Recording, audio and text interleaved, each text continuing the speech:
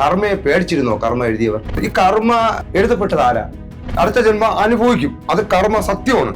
അങ്ങനെയെങ്കിൽ ഞാൻ ഇപ്പൊ അനുഭവിക്കുന്നുണ്ട് എങ്കിൽ എന്റെ കഴിഞ്ഞ ജന്മത്തിൽ ഞാൻ അഹങ്കാരിയല്ലായിരുന്നു, കുഴപ്പക്കാരനായിരുന്നു അല്ലേ? അങ്ങനെയാണെങ്കിൽ മനുഷ്യനായിട്ടുള്ള നിങ്ങൾ എന്നെ ഇഷ്ടപ്പെടൂല. ഞാൻ കഷ്ടപ്പെടുകയാണ്, ഇപ്പൊ കഷ്ടപ്പെടുന്നുണ്ട്, ഞാൻ കഴിഞ്ഞ ജന്മത്തിന്റെ ഇതുകൊണ്ടാണ്. അങ്ങനെയെങ്കിൽ എന്നെ മാഷ് സഹായിക്കുന്നത് തെറ്റല്ലേ? കർമ്മയുടെ പ്രോസസ് അല്ലല്ലോ. ഒരു കാര്യം ഉണ്ടായാൽ നാളെ അതിൽ നിന്ന് നിരവധി കാരണങ്ങളുണ്ടാവും. ആ നിരവധി കാരണങ്ങളിൽ നിന്ന് നിരവധി കാര്യങ്ങളുണ്ടാവും.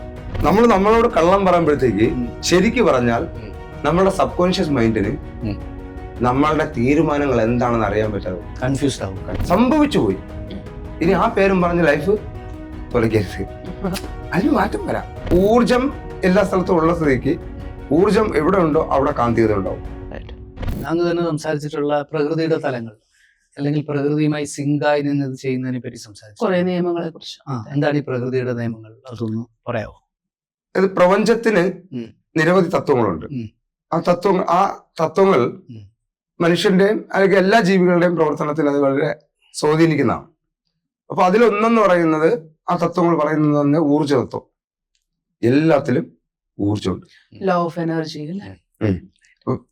അത് ഏറ്റവും വലിയ ഊർജമാണ്, അനുഭവിച്ച ഏറ്റവും വലിയ ഊർജമാണ് ഈ സൂര്യനും അല്ലെങ്കിൽ ഗാലക്സികളിലെ നക്ഷത്രങ്ങൾ. മനസ്സിലല്ലേ? അവിടെ നിന്ന് ഇങ്ങനെ വന്നു വന്നു വന്നു വന്നു വന്നു ഏറ്റവും സൂക്ഷ്മമായ ഊർജമാണ് മനുഷ്യന്റെ മനസ്സിന്റെ ചിന്ത. ഇതെല്ലാ സ്ഥലത്തും മനുഷ്യനുമായി ബന്ധപ്പെട്ട സൂക്ഷ്മമായ, അതിലും സൂക്ഷ്മമായ പ്രകൃതി ഉണ്ട്. മനസ്സിലല്ലേ? ചിന്ത അത്രയും സൂക്ഷ്മമായതാണ്. അതുകൊണ്ട് പറയണേ, ഏറ്റവും സൂക്ഷ്മമായ ഊർജങ്ങളിൽ ഒന്നാണ്. ഇതെല്ലാം ഊർജങ്ങളാൽ രൂപപ്പെട്ടത് തന്നെയാണ്. അപ്പൊ ഈ ഇവിടെ മനസ്സിലാക്കാനുള്ള, അപ്പൊ എല്ലാ സ്ഥലത്തും ഒന്നുണ്ട്, ഊർജമുണ്ട്. അപ്പൊ ഊർജം എല്ലാ സ്ഥലത്തും ഉള്ള സ്ഥിതിക്ക് ഊർജം എവിടെ ഉണ്ടോ അവിടെ കാന്തികത ഉണ്ടാവും. ഓക്കെ. പക്ഷെ കാന്തികതയുടെ സ്വഭാവം വ്യത്യാസമാണ്. ഓരോ വസ്തുവിലും നിന്നും പുറപ്പെടുവിക്കുന്ന കാന്തികതയ്ക്കും വ്യത്യാസം ഉണ്ടാവും. കാന്തികതയുടെ ഒരു സ്വഭാവം എന്ന് പറഞ്ഞാൽ ഒന്നീ ആകർഷിക്കും അല്ലെ വികർഷിക്കും. അല്ലാതെ ഒരു ഇക്വിലിബ്രിയം സ്റ്റേജിന് അതിന് കുറവായിരിക്കും അല്ലെ? ആകർഷിക്കും അല്ലെങ്കിൽ വികർഷിക്കും.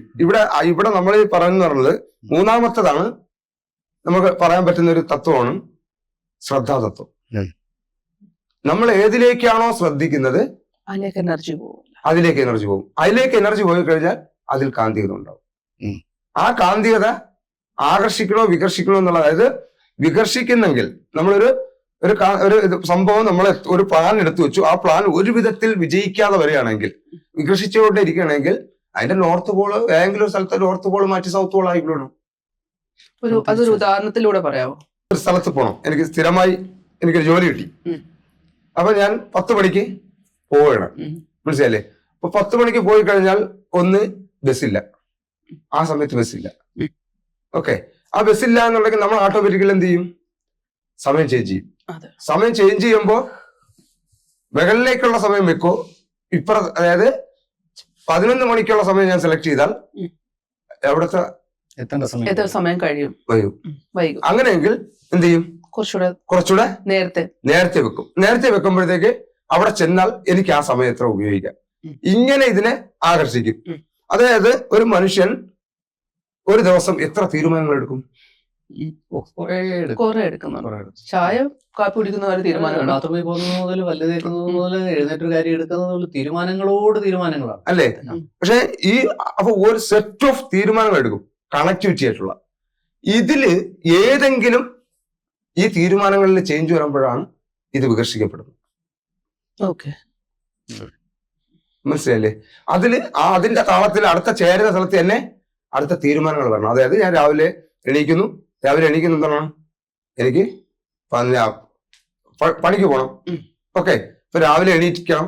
ആ എണീറ്റ് കഴിഞ്ഞാൽ ഇത്ര മണിക്ക് എനിക്ക് റെഡിയായി, ഇത്ര മണിക്ക് ആകെ ഫുഡ് ബ്രേക്ക്ഫാസ്റ്റ് കഴിച്ച് ഈ നാളത്തേക്കുള്ള ഡ്രസ്സ് എടുത്ത് അത് ഇട്ടു, അവിടെ ആ ബസ് സ്റ്റോപ്പിൽ ചെന്നു, അവിടെ ചെന്നിട്ട് പണിക്ക് ചെല്ലുന്നു, അതിന് പൈസ വാങ്ങുന്നു.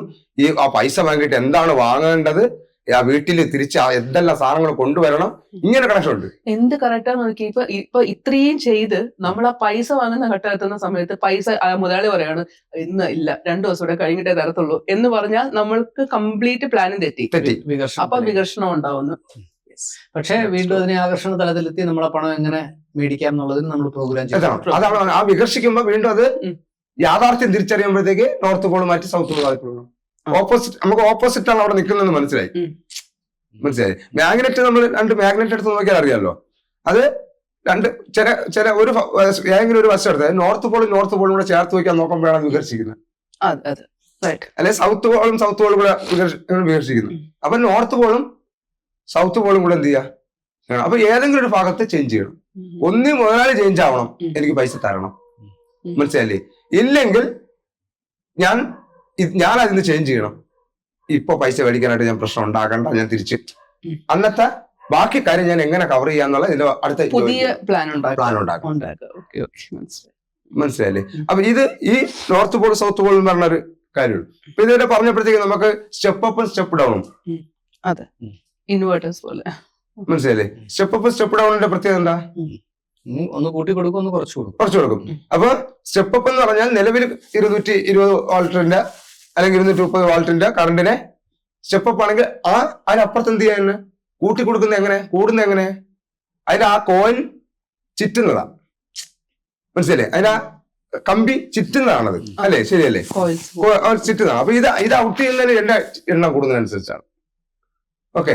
അപ്പൊ സ്റ്റെപ്പ് ഡൗൺ എന്ന് പറഞ്ഞാൽ നമ്മൾ മൊബൈൽ ചാർജർ ആക്കണമെങ്കിലോ വരുന്നത് നിലവിലുള്ള ഇവിടത്തെ, അതായത് ഇന്നിലേക്കുള്ള, മനസ്സിലായില്ലേ, പ്രൈമറിയിലുള്ള ആ കോയിൻസ് ചിറ്റിനേക്കാൾ കുറവായിരിക്കും സെക്കൻഡറിയിൽ വരുന്ന, പുറത്തേക്ക് ഔട്ട് ചെയ്യുന്ന. ഈ പ്രോസസ്സ് മാത്രം മതി നമുക്ക് എന്തിന്, നമ്മളൊരു കാര്യത്തെ, പോസിറ്റീവായിട്ടുള്ള കാര്യത്തെ സ്റ്റെപ്പ് അപ്പ് ആക്കണോ സ്റ്റെപ്പ് ഡൗൺ ആക്കണോ എന്നുള്ളത് നമ്മുടെ. അപ്പൊ മൊബൈൽ ചാർജേഴ്സ് എല്ലാം സ്റ്റെപ്പ് ഡൗൺ ട്രാൻസ്ഫോമേഴ്സ് ആണ്, ചെറിയൊരു ട്രാൻസ്ഫോമർ ആണ്. മനസ്സിലായില്ലേ? അപ്പൊ അതിൽ ഇത് വളരെ പ്രധാനപ്പെട്ടാണ്.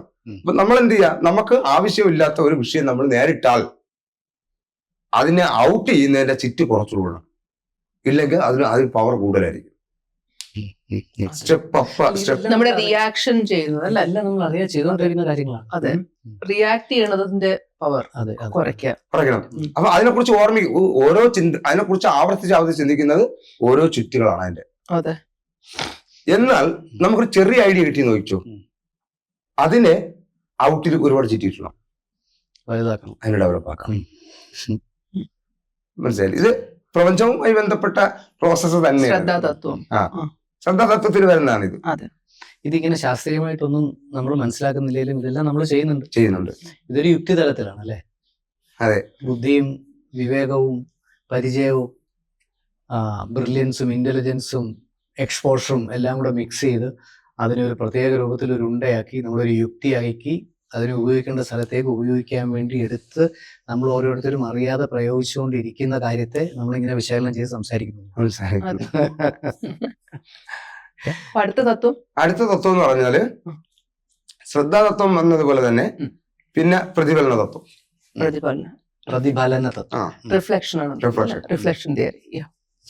അപ്പൊ ഇന്ന് നമ്മൾ എന്താണോ ചെയ്തിരിക്കുന്നത് അത് ചില പറയുന്ന കർമ്മ, പക്ഷെ അതല്ല. കർമ്മ ഇസ് എ ബൂമറാങ് എന്നൊക്കെ നമ്മൾ പറയും, തിരിച്ചടിക്കും. പക്ഷെ ആ കർമ്മയ്ക്ക് ഒരുപാട് പ്രശ്നമുണ്ട്. ഈ കർമ്മ ഒക്കെ ചെയ്തു വെച്ചിരിക്കുന്ന ഇത് നമ്മൾ നോക്കിക്കഴിഞ്ഞാൽ നമ്മൾ ഭയങ്കര തത്വങ്ങളൊക്കെ അതിനകത്ത് പറയുമെങ്കിലും അത് പലപ്പോഴും ഈ തവണ, അതായത് എനിക്ക് നിങ്ങളെ കൊല്ലേണ്ടതായിട്ടുണ്ട്, നിങ്ങളെ നശിപ്പിക്കേണ്ടതായിട്ടുണ്ട്, പക്ഷേ നിങ്ങളെ ചുറ്റി നിൽക്കുന്ന ഒരു ഭാഗമോ ഇതിനെ ഇപ്പൊ എതിർക്കരുത്. അതിനെന്താണ്, ഞാനിത് ചെയ്തിട്ട് പറയും അടുത്ത ജന്മത്തിൽ നീ എന്നെ കൊന്നു. മനസ്സിലായില്ലേ? അപ്പൊ ഇങ്ങനെ കുറെ പറ്റിപ്പാണ്. മനസ്സിലായില്ലേ?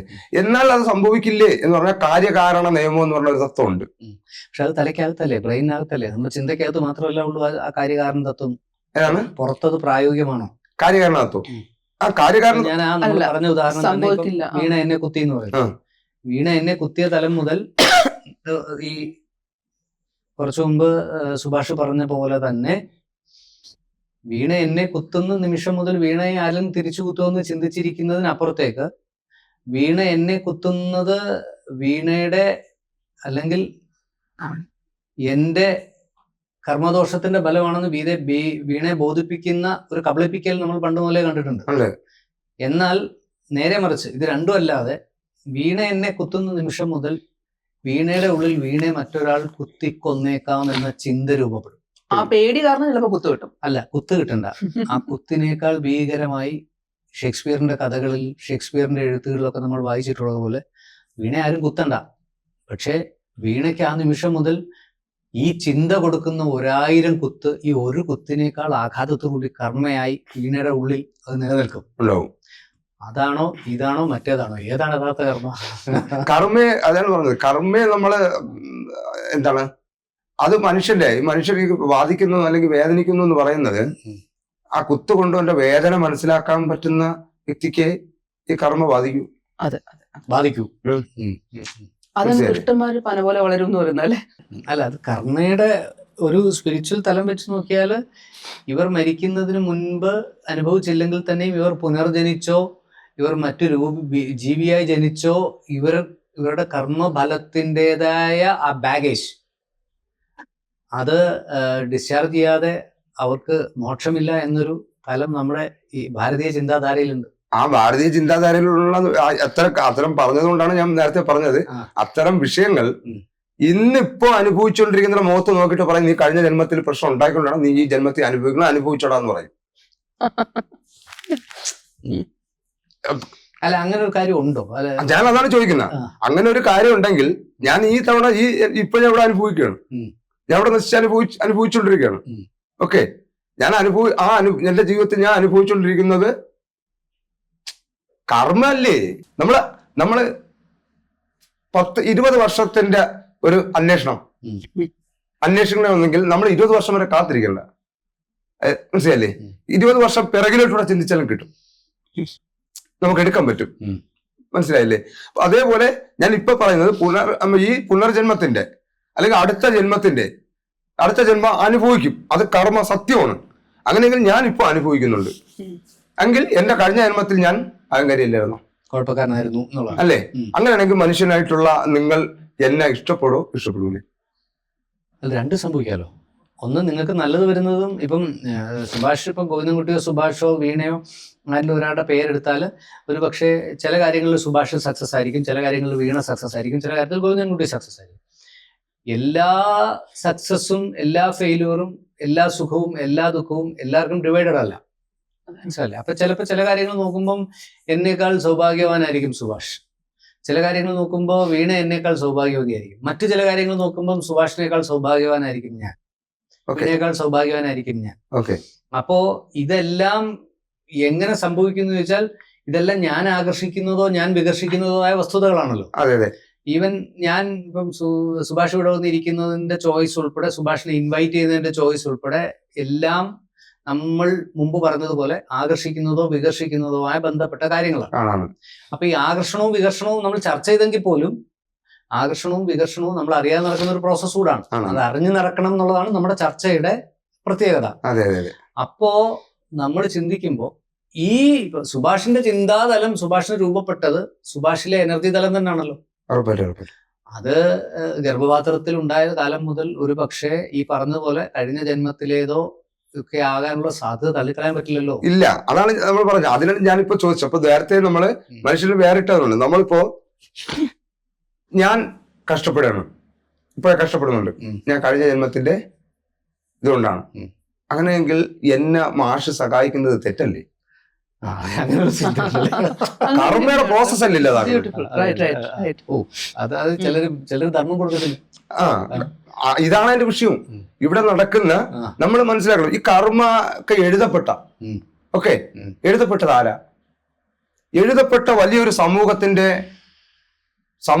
അന്നത്തെ ആ ജനങ്ങളുടെ മേലുള്ള ചിന്താധാരകളും പ്രവർത്തനങ്ങളും അല്ലെങ്കിൽ എങ്ങനെയായിരുന്നു? കർമ്മയെ പേടിച്ചിരുന്നോ കർമ്മ എഴുതിയവർ? പേടിച്ചിട്ടുണ്ടോ അറിയത്തില്ല. ഒരു പദ്ധതിയുള്ള പോലെ തോന്നാറുണ്ട്. അത് എഴുതുന്നവർക്കൊരു പദ്ധതി ഉള്ളത് പോലെ. ഞാനിതേ ചോദിക്കുന്നത്, മനസ്സിലല്ലേ? അങ്ങനെ വന്ന് മനുഷ്യൻ വ്യക്തിപരമായിട്ടല്ല സമൂഹപരമായി തന്നെ അല്ലെങ്കിൽ ഒരു കൂട്ടമായിട്ട് തന്നെ കഴിഞ്ഞ ജന്മത്തിൽ ദ്രോഹം ചെയ്തവരായി മാറി. അതുകൊണ്ടാണ് ഇവിടെ മനുഷ്യന്റെ ജാതിയും തട്ടും ഇത് എല്ലാം രൂപപ്പെട്ടതിന്റെ പിന്നിലുള്ളത്. അപ്പൊ കർമ്മ ഒരു തട്ടിപ്പെന്നാണെന്നോ സുഭാഷ് പറയുന്നത്? തീർച്ചയായിട്ടും കർമ്മ ഒരു തട്ടിപ്പാണ്. അപ്പൊ ആ തട്ടിപ്പാണെന്ന് നമ്മൾ പറഞ്ഞു കഴിഞ്ഞു. അപ്പൊ അവിടെ ഒരു വാക്വം ക്രിയേറ്റ് ചെയ്തു, അവിടെ ഒരു സ്പേസ് ക്രിയേറ്റ് ചെയ്തു. അപ്പൊ അതെടുത്ത് അങ്ങോട്ട് മാറ്റി കഴിഞ്ഞു നമ്മള്, കർമ്മ തട്ടിപ്പാന്ന് പറഞ്ഞു. ഇനിയിപ്പോ അവിടെ എന്ത് ഫില്ല് ചെയ്യാം?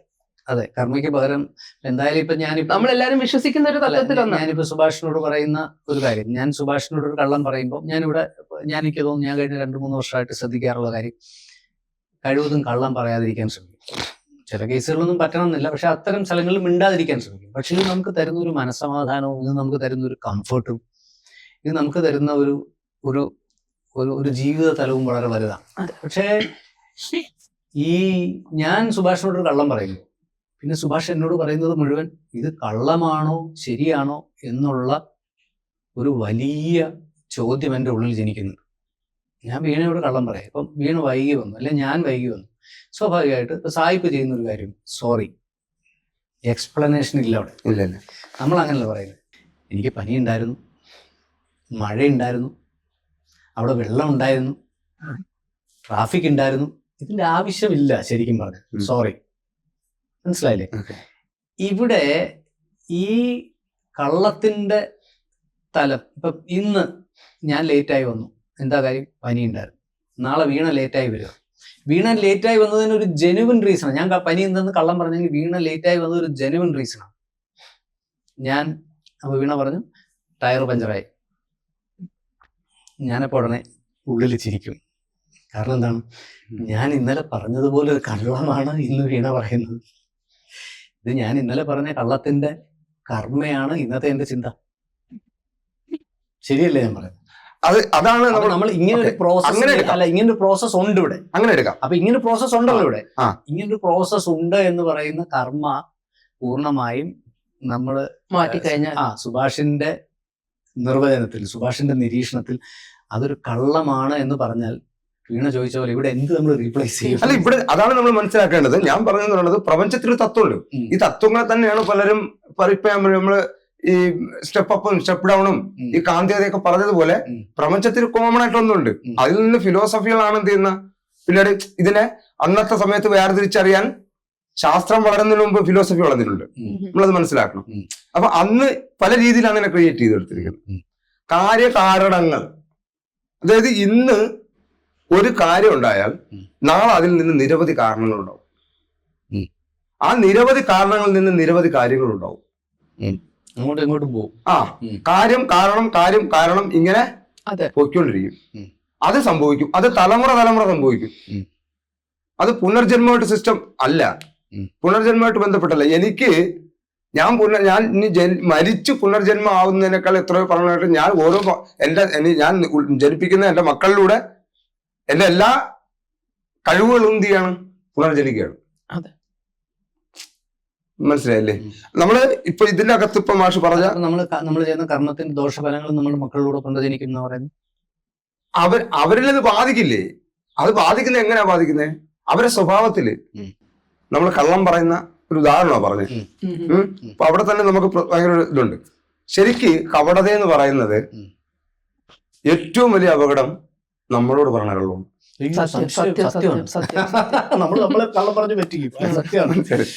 വളരെ ബുദ്ധിപൂർവം വളരെ ബുദ്ധിപൂർവ്വം അത് അങ്ങ് പറയുന്നത്. നമ്മളെ വാച്ച് ചെയ്താല് നമ്മളുടെ ഈ കോൺഷ്യസ് സബ് കോൺഷ്യസ് സ്മൃതി തലം ഇങ്ങനെയൊക്കെ വാച്ച് ചെയ്താൽ നമ്മൾ ഭയങ്കരമായിട്ട് കള്ളം പറഞ്ഞ് നമ്മളെ ബോധിപ്പിക്കുന്നുണ്ട്. നമ്മുടെ മടി കാരണം നമ്മൾ പറയുന്നു. ചിലപ്പോൾ പൈസ ചെലവാക്കാനുള്ള കാരണം കൊണ്ട്, ചിലപ്പോൾ നമ്മൾ ഒരാളോട് ഒരു കാര്യം ചെയ്ത് പോകാൻ പറ്റാത്തതുകൊണ്ട്, ചിലപ്പോൾ ചില കാര്യങ്ങൾ ഇങ്ങനെ സംഭവിച്ചതിന്റെ കാരണക്കാരൻ ഞാനല്ല എന്നത് എനിക്ക് തന്നെ തിരിച്ചറിയാനുള്ള പേടിയുണ്ട്. നമ്മളോട് കള്ളം പറഞ്ഞോണ്ടേ നമ്മളോട് കള്ളം പറയുമ്പോഴത്തേക്ക് ശരിക്ക് പറഞ്ഞാൽ നമ്മളുടെ സബ് കോൺഷ്യസ് മൈൻഡിന് നമ്മളുടെ തീരുമാനങ്ങൾ എന്താണെന്ന് അറിയാൻ പറ്റാതെ കൺഫ്യൂസ്ഡ് ആവും. സബ് കോൺഷ്യസ് കൺഫ്യൂസ്ഡ് ആയാൽ കഴിഞ്ഞു, പിന്നെ ഒന്നും ചെയ്യത്തില്ല. പക്ഷെ ഇപ്പോഴത്തെ നമ്മുടെ ഈ പറയുന്ന സോ കോൾഡ് മാനിഫെസ്റ്റേഷൻ ആചാര്യന്മാർ, ഗുരുക്കന്മാരൊക്കെ പറയുന്നത് എന്താണ്? നിങ്ങളുടെ കയ്യിൽ പൈസ ഇല്ല, ഓക്കെ, അല്ലെങ്കിൽ നിങ്ങളൊരു പൊസിഷനിലല്ല. നിങ്ങൾ പൈസ ഇല്ലെങ്കിലും നിങ്ങൾ എന്ത് ചെയ്യണം? സ്വയം ഇങ്ങനെ പറഞ്ഞുകൊണ്ടേയിരിക്കണം നിങ്ങളുടെ പൈസ ഉണ്ട് എന്ന് പറയാ, അതുപോലെ ആക്ട് ചെയ്യാന്ന് പറയാം. അപ്പോഴും നമ്മൾ സബ് കോൺഷ്യസിനെ കൺഫ്യൂസ് ചെയ്യിക്കുകയല്ലേ ചെയ്യുന്നത്? ആണ്. അല്ലെ അത് ലോ ഓഫ് അട്രാക്ഷൻ നമ്മൾ പല കാര്യത്തിലും വേണം. സാധ്യത ഉണ്ടാവും. നമ്മൾ പറഞ്ഞിട്ടുള്ളൊരു കാര്യമാണ്. അടുത്ത സ്റ്റെപ്പ് സ്കില്ല്. ഞാൻ ഞാൻ അങ്ങനെ ആഗ്രഹിക്കുമെങ്കിൽ സ്കില്ലായിരിക്കും. എനിക്ക് ഇങ്ങനെ ഒരു കഴിവുണ്ടായിരുന്നു. അപ്പൊ ആ കഴിവിനെ കുറിച്ചായിരിക്കും ഞാൻ ചിന്തിക്കുന്നത്. അതിന് ഇത് ചെയ്യാൻ പറ്റും. മനസ്സിലായില്ലേ? അല്ലാതെ പലപ്പോഴും ചെയ്യുന്നതിൽ പകുതിയും ഒത്തിരി പേര് മനസ്സിൽ ഈ ഒരു മാനിഫെസ്റ്റേഷനൊക്കെ പറഞ്ഞ ചുമ്മാ സമയം കളയുന്നു. 1100 ആഴ്ചയൊക്കെ എഴുതി വെക്കുക. മനസ്സിലായില്ലേ? എന്നാലും ആ സമയം ഫിക്സ്ഡ് ആയിട്ട് ഉറപ്പിച്ചിട്ട് ഒരു പ്രാവശ്യം എഴുതാനുള്ള സമയത്ത് ഫിക്സ്ഡ് ആയിട്ട് ഉറപ്പിച്ചിട്ട് ബാക്കി സമയം അതിനുവേണ്ടി പ്രവർത്തിക്കണം എന്നുള്ളതാണ് എൻ്റെ ഒരു. അപ്പൊ നമുക്ക് പറ്റുന്ന മേഖല കൂടിയാണെങ്കിൽ പിന്നെ പറയാൻ വേണ്ട. സുഭാഷ് ഈ പറയുന്നത് ഇപ്പൊ നിലവിലുള്ള ന്യൂറോ ലിംഗ്വിസ്റ്റിക് ആക്ടിവിറ്റികളെ ഒക്കെ ചലഞ്ച് ചെയ്തുകൊണ്ടാണ് സംസാരിക്കുന്നത്. ഉറപ്പായിട്ടും ചലഞ്ച് ചെയ്തുകൊണ്ടാണ് സംസാരിക്കുന്നത്. അതായത് 100 തവണ എഴുതി വെച്ചാൽ, വിഷൻ ബോർഡ് എഴുതി വെച്ചാൽ, അഫർമേഷൻസ് പറഞ്ഞാൽ ഒക്കെ ഫലം കാണുമെന്ന് ലോകത്ത് പല സ്ഥലത്തും പല ഭാഷയിലും പല രീതിയിലും പല ആചാര്യന്മാര് പല വേഷത്തിലും ഒക്കെ പറയുന്നതിന്റെ ഒരു NLP പ്രോഗ്രാംസ്, റൈറ്റ്? ആ ന്യൂറോ ലിംഗ്വിസ്റ്റിക് പ്രോഗ്രാമിനെ സുഭാഷ് ശരിക്കും ചലഞ്ച് ചെയ്യാൻ. അതായത് നമുക്ക് അടുക്കേണ്ടതാണ്, നമുക്ക് എത്തേണ്ട ദൂരമുണ്ട്. അതിലേക്കാണെങ്കിൽ നമ്മൾ ഓടയാണ് ചെയ്യേണ്ടത്. അല്ലെ ഓടിക്കൊണ്ടിരുത്, പ്രവർത്തിച്ചോണ്ടിരുത്. ഈ എഴുത്തും ഈ വിഷൻ ബോർഡും ഒക്കെ ഈ ന്യൂറോ ലിംഗ്വിസ്റ്റിക് പ്രോഗ്രാം കൊടുക്കുന്ന ഒരു സാധനം എന്ന് പറഞ്ഞാൽ ഈ ഓട്ടം തുടങ്ങാനും ഓട്ടം കണ്ടിന്യൂ ചെയ്യാനും ഗുണകരമാകുന്നുള്ളത് വെറുതെ അടച്ചു വെച്ചിട്ട് കിടന്ന് ഉറങ്ങരുതെന്നാണ് അദ്ദേഹം പറയുന്നത്. അത് കൃത്യമായി എഴുതി കഴിഞ്ഞാൽ അല്ല, അത് ഞാൻ പറയുന്നത് പറഞ്ഞാൽ ആ ചോദ്യം അങ്ങനെ വന്നിട്ടാണ്. അവിടെ അങ്ങനെ ഒരു ചോദ്യം കൊണ്ടുവച്ചിട്ടാണ് ഞാൻ ഇതിനെ മനസ്സിലായില്ലേ, അതും കൂടെ അതേ അവസ്ഥ എടുക്കണം. അല്ലെങ്കിൽ ഞാൻ അത് വേറൊരു ആംഗിളിൽ ഞാനത് പറയുമായിരുന്നു. അപ്പൊ ഞാൻ പറയാൻ വന്നത്, നമ്മളോട് കാണിക്കുന്ന കപടത അത് ശരിക്കും പറഞ്ഞാൽ നമ്മുടെ സ്കില്ലില്ലാതാക്കും. ഓക്കെ, അതിലപ്പുറം നമ്മൾ ഈ കാര്യം നമ്മളോട് പറയുന്നതോടൊപ്പം ഇതിന്റെ ഔട്ടായിരിക്കും പുറത്ത് പറയുക. അത് ഒരു സാധാരണക്കാർക്ക് മനസ്സിലാവുന്ന ഒരു ഉദാഹരണം നിത്യജീവിതത്തിൽ. അതായത് ഇപ്പൊ എനിക്ക് ഇന്ന് ഒരു പ്രവർത്തനം ചെയ്യണമായിരുന്നു. 1 മണിക്കൂർ സമയം എടുക്കുന്ന ഒരു ജോലി ചെയ്യണമായിരുന്നു. എനിക്ക് മൊത്തം ഇന്ന് 6 മണിക്കൂർ ഫ്രീ ആയിട്ടുണ്ടായിരുന്നു. അതിനിടയ്ക്ക് ഒരു 1/2 മണിക്കൂർ എനിക്ക് വേറെ എന്തെങ്കിലും ജോലി ചെയ്യേണ്ടി വന്നു. എങ്കിൽ ഈ 5.5 മണിക്കൂറും ഈ പ്രവൃത്തി ചെയ്യാത്തതിന് ഈ 1/2 മണിക്കൂർ ഞാൻ ചെയ്ത ജോലിയുടെ മണ്ടേ കൊണ്ടുവയ്ക്കും. മനസ്സിലായില്ലേ? അതിനെ മണ്ടേ കൊണ്ടുവയ്ക്കും. മണ്ടേ കൊണ്ടുവച്ചിട്ട് അതിനെ ഔട്ട് ചെയ്യും. ഞാൻ ബ്രെയിനിൽ ഔട്ട് ചെയ്തു. ഇത് പക്ഷെ ഇതെല്ലാം എനിക്കൊന്ന് ഭൂരിഭാഗം ആൾക്കാരുടെയും ക്യാരക്ടറായി മാറിക്കഴിഞ്ഞു ഈ ഒരു പാറ്റേൺ. എന്നിട്ട് എന്തിനാമോ ഇത് മറ്റുള്ളവരെ പറയണം. ഇപ്പൊ ഞാൻ ഇത്രയും പേരെടുത്ത് പല സാഹചര്യത്തിൽ പറഞ്ഞു. പിന്നീട് ഞാൻ ഇവിടെ വന്നിരുന്ന എന്റെ സ്കില്ലിന് വേണ്ടി എന്റെ ഓൾറെഡി ഞാൻ ചിന്തിച്ചുകൊണ്ടും പ്രവർത്തിച്ചുകൊണ്ടിരിക്കുന്ന സമയത്ത് എന്റെ തലച്ചോറ് അവരോട് ഞാൻ ഇങ്ങനെയാണ് പറഞ്ഞത്, ഇവരോട് ഞാൻ ഈ കള്ളോണ് പറഞ്ഞത്, അവരോട് ഈ കള്ളോണ് പറഞ്ഞത്. ഇത്രയും കാര്യത്തിൽ ഇവൻ വെറുതെ അലർട്ടായിരിക്കണം. അതെന്തിന് വെറുതെ? അപ്പൊ അവൻ ഒറ്റ മാർഗ്ഗമേ ഉള്ളൂ, ഒളിച്ചോടി ഇൻട്രോവേർട്ടായിട്ട് റൂമിൽ കയറി അടച്ച് ജീവിച്ച് തീരാതല്ല. അല്ല, അപ്പൊ ചെയ്യേണ്ടതെന്ന് പറയുന്നത് ഈ സാധനം പറയാതിരിക്കുക. അല്ല, അതായത് പറയാതിരിക്കുക. അങ്ങനെയാണെങ്കിൽ ഇവിടെ എന്താവും? ഇപ്പൊ ഞാൻ എടുത്തിരിക്കുന്ന തീരുമാനം, ഇന്ന് രാവിലെ ഞാൻ എണീറ്റപ്പോഴത്തേക്ക് എടുത്ത തീരുമാനം, എന്റെ ലൈഫിലെ തീരുമാനം, ഇതെല്ലാത്തിന്റെയും പ്രവർത്തനത്തിന് വേണ്ടി ഞാൻ എന്റെ തലച്ചോറ് വർക്ക് ചെയ്തുകൊണ്ടിരിക്കും. ഇല്ലെങ്കിൽ ഇവൻ ആരോടൊക്കെയാണ് കള്ളം പറഞ്ഞത് എന്നുള്ളതിലോട്ട് വരും, വേറെ ചിന്തകളിലോട്ട് പോകും. സുഭാഷ്, നമ്മളിപ്പോ ഞാൻ പാൻസാണ് ഇട്ടിരിക്കുന്നത്, ഞാൻ ഷർട്ടാണ് ഇട്ടിരിക്കുന്നത്, നിങ്ങൾ പാൻസാണ്, വീണ ചുരിദാറാണ്, നമ്മളൊക്കെ സായിപ്പിനെ അനുകരിച്ചിരിക്കുന്ന കാര്യങ്ങളാണ് ഇതെല്ലാം.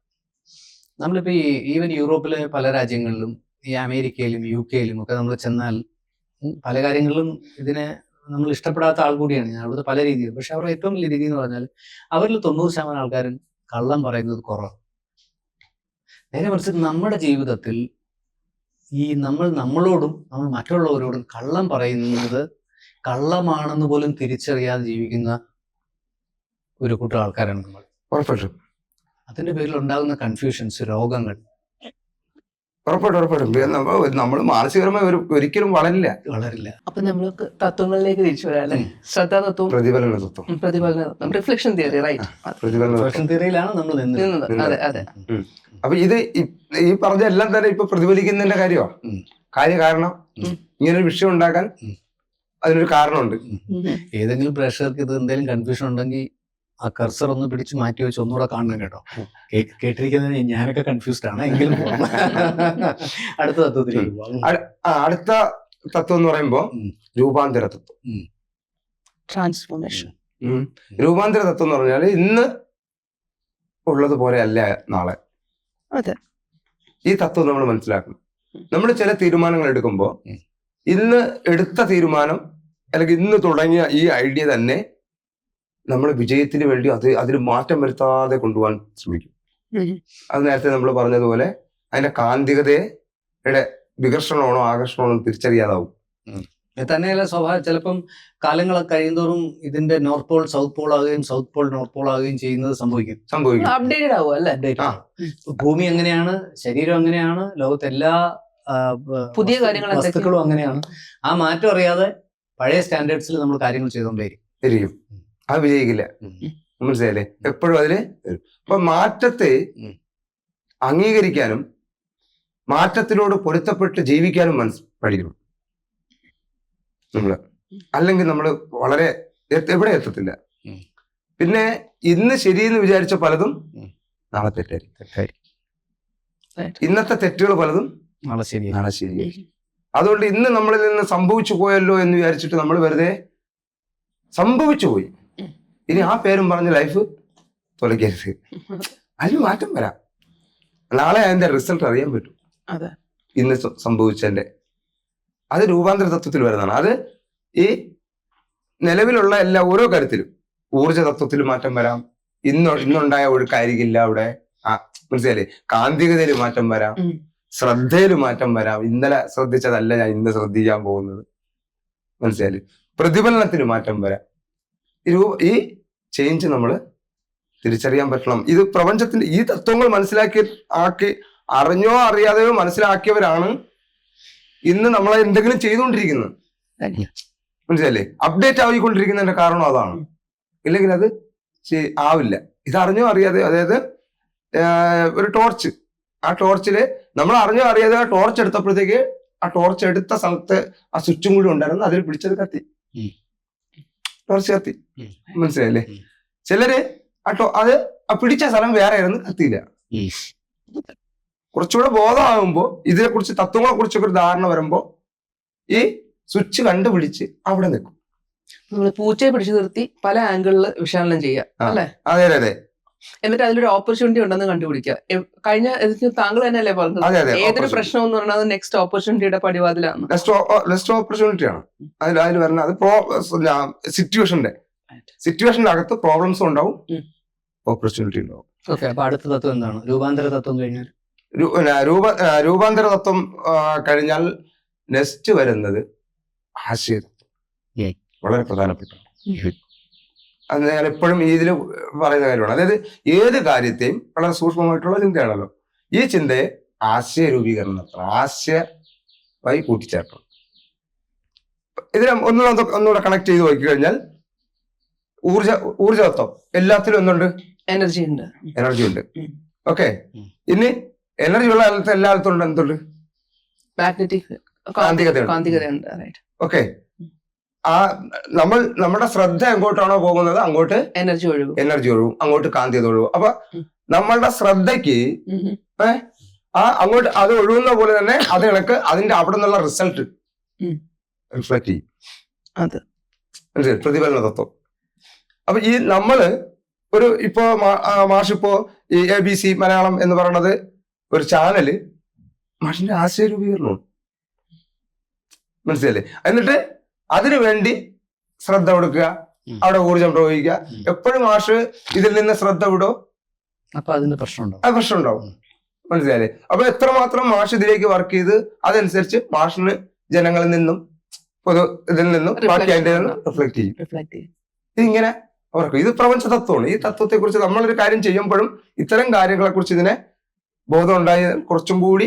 അപ്പൊ ഇത് മുകളിൽ താഴോട്ടാണ് ഇതിന്റെ ആശയ തത്വത്തിൽ നിന്ന് താഴേക്ക് ആണ് ഇതിന്റെ ഒരു ഹൈ ലെവലിൽ നിൽക്കുന്ന സംഭവങ്ങളെ അല്ല, ആശയതത്വം ഉണ്ടാവുന്നിടത്തുനിന്ന് അടുത്തതിലേക്ക് വന്ന് അതെങ്ങനെ ചെയ്യാം? അതിൽ ഇതാണ് ആദ്യം, അങ്ങനെയൊന്നുമില്ല. എല്ലാത്തിനും ഊർജ്ജമുണ്ട്. അതായത് ഏതിലും തുടങ്ങും. ഊർജം കാന്തികം, ഫോക്കസ്, ശ്രദ്ധാതത്വം, ശ്രദ്ധ, അടുത്തത് പ്രതിഫല തത്വം, അഞ്ചാമത്തത് ആശയതത്വം. ആശയതത്വം, ഇന്നുണ്ട് നീതി തത്വം. മനസ്സിലായില്ലേ? പ്രപഞ്ചത്തിനൊരു നീതിയുണ്ട്. നമ്മൾ പറയുന്ന നീതിയല്ല. നമ്മൾ ചെയ്യുന്ന, നമ്മൾ നല്ലത് ചെയ്താൽ നമുക്ക് നല്ല കിട്ടുന്ന ആ സാധനമല്ല. നല്ലത് സ്വഭാവം നേരത്തെ കാര്യകാരണ തത്വത്തിനകത്ത് അതുകൊണ്ട് കാര്യകാരണ തത്വം അതിനകത്ത് നടക്കും. കാരണം ഞാൻ ഒരാളെ അടിച്ചിട്ടുണ്ടെങ്കിൽ തീർച്ചയായിട്ടും അതുവഴി അതിൽപ്പെട്ട ആരെങ്കിലും എന്തെങ്കിലും എന്നെ കൈവയ്ക്കാനായിട്ടിരിക്കും. മനസ്സിലായില്ലേ? അല്ലെങ്കിൽ അവിടെ ചെല്ലുമ്പോ എനിക്ക് അവിടെ കിട്ടുമെന്ന് എനിക്ക് പേടിയെങ്കിലും ഉണ്ടാവും. അത് നമ്മൾ കാര്യകാരണ തത്വമായിട്ട് ബന്ധപ്പെട്ട് ഇതില് വരുന്നതാണ്. നീതി തത്വം എന്ന് പറഞ്ഞാൽ എന്താ പറയുമോ? നീതി തത്വം എന്ന് പറഞ്ഞു കഴിഞ്ഞാൽ പ്രപഞ്ചത്തിന്റെ ഒരു നീതിയുണ്ട്. അതായത് നമ്മള് ഇപ്പൊ ഒരു ഇപ്പൊ പല ദുരന്തങ്ങളും മനുഷ്യൻ നിർമ്മിച്ചിട്ടുള്ള പല വിഷയങ്ങളുണ്ട്. അതൊക്കെ ഉദാഹരണം, ഞാൻ 90 ഡിഗ്രി മണ്ണ് ഇടിച്ച് താഴ്ത്തി വെച്ചെന്ന് വിചാരിക്കുക. അതിന്റെ അടിയിൽ വേറൊരു പാവപ്പെട്ട ഒരു എന്താണ് തെറ്റും ചെയ്യാത്തൊരു മനുഷ്യൻ അവിടെ വന്ന് വിളിച്ച് താമസിച്ചു. മഴയത്ത് മണ്ണിടിഞ്ഞ് അവൻ മരിച്ചു വീഴും. അവിടെ നീതി തത്വമാണ് അവിടെ വർക്ക് ചെയ്തിരിക്കുന്നത്. മനസ്സിലായില്ലേ? ഇല്ല. അതായത് ആ ഭൂമിയെ കൃത്യമായിട്ട് 45 ഡിഗ്രിയിൽ നിലനിർത്തുക എന്നുള്ളതാണ് പ്രപഞ്ചത്തിന്റെ നീതി. മനസ്സിലായില്ലേ? ആ നീതി ചെയ്തേ പറ്റൂ. പക്ഷെ അവിടെ നമ്മൾ നോക്കുമ്പോ ചെയ്തവനല്ലോ ഫലം കിട്ടിയത്. അല്ല, ആ പോളിസി അവിടെ ഇല്ല. അവിടെ പോയി വീട് വെക്കരുത്, ആ നോളജ് അവർ വേണം. അതെ, നമ്മൾ ഈ കാര്യങ്ങളൊക്കെ പറയുന്നത് മനുഷ്യന്റെ ഡെവലപ്പിന് വേണ്ടിയാണ്.